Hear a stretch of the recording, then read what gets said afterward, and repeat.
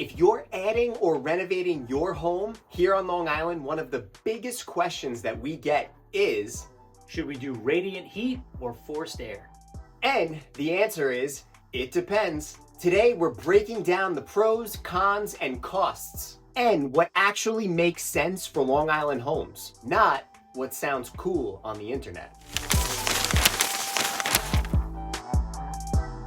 Let's start with what each system actually is. All right, we're gonna start simple. Forced air is what most Long Island homes often have. Heat comes through a furnace or an air handler and then gets delivered to ductwork. Radiant heat, on the other hand, works differently. Warm water runs through tubing beneath your floors and then heats the space from the ground up. No ducts, no blowing air, just warm floors and even heat. Now let's talk about comfort and feel. Radiant heat wins on comfort, hands down. The heat is even, your feet are warm, and you don't get that hot-cold cycle that forced air gives you. Now on the other hand, forced air heats faster, but that heat doesn't always feel consistent, especially in older Long Island homes with poor insulation.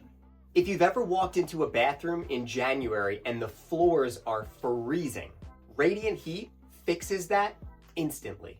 Now let's talk about energy efficiency and operating costs. Radiant heat is generally more efficient because it heats objects and people, not air. And that means lower operating costs if it's designed correctly. Forced air can still be efficient, especially with high efficiency equipment. But keep in mind, heat loss through ductwork is real, especially in older homes.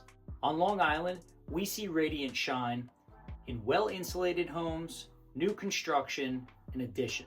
Now let's talk about the installation reality and costs. Here's where expectations need to be realistic. Radiant heat is more expensive to install, especially if you're retrofitting an existing home. You're talking tubing, boilers, floor buildup, design coordination. It all adds up.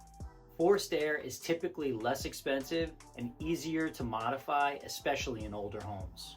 For renovations, we often see a hybrid approach. Radiant in basements, bathrooms, and additions, and forced air for the rest. So now let's talk about cooling, air quality, and practicality. Here's something HGTV neglects to mention. Radiant heat will not cool your home. You still need air conditioning. That usually means ductwork or mini splits. Forced air will handle heating, cooling, and air filtration all with one system. So if allergies, air circulation, or AC simplicity mean anything to you, forced air might make more sense. So now let's talk about what we recommend for Long Island homes. New construction or a major addition, radiant heat can be incredible. Full renovations? Often a mix. Put radiant where it matters most. Older homes with tight budgets, forced air usually wins. The right answer is not a system.